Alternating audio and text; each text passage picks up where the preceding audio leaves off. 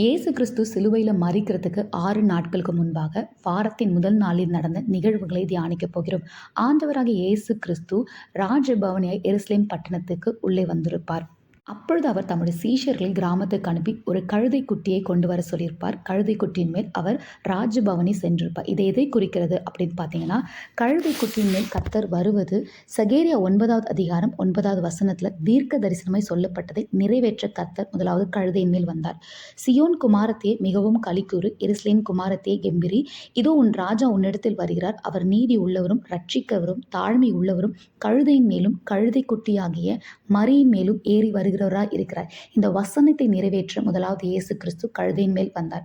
இரண்டாவதாக, ராஜாக்கள் யுத்தத்துக்கு போகிறதா இருந்தால் குதிரைகள் மீதும் ரதத்தின் மீதும் போவார். ஆனால் இயேசு கிறிஸ்து சமாதானத்தை உண்டாக்க ராஜாவாய் வந்ததனால் கழுதையின் மேல் வந்து சமாதானத்தின் ராஜாவாய் வந்திருப்பார்.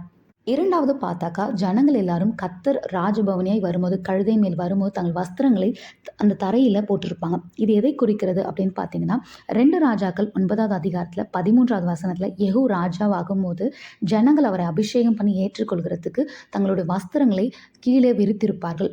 வஸ்திரங்களை கீழே விரிப்பது இயேசு கிறிஸ்துவை தங்களுக்கு ராஜாவாய் ஏற்றுக்கொண்டதை அடையாளப்படுத்துகிறது. மூன்றாவதாக, யோவான் 12:13வது வசனத்தில் ஜனங்கள் குருத்தோலைகளை பிடித்து கொண்டு அவருக்கு எதிர்கொண்டு போகும்படி புறப்பட்டு ஓசன்னா கர்த்தருடைய நாமத்திலே வருகிற இஸ்ரவேலின் ராஜா ஸ்தோத்தரிக்கப்பட்டவர் என்று ஆர்ப்பரித்தார்கள்.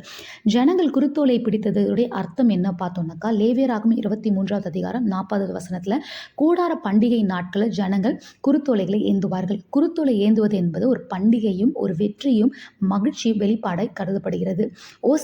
ஓசன்னா என்ற வார்த்தைக்கு எங்களை ரட்சியும் கர்த்தாவே என்று அர்த்தம். ஆமேன்.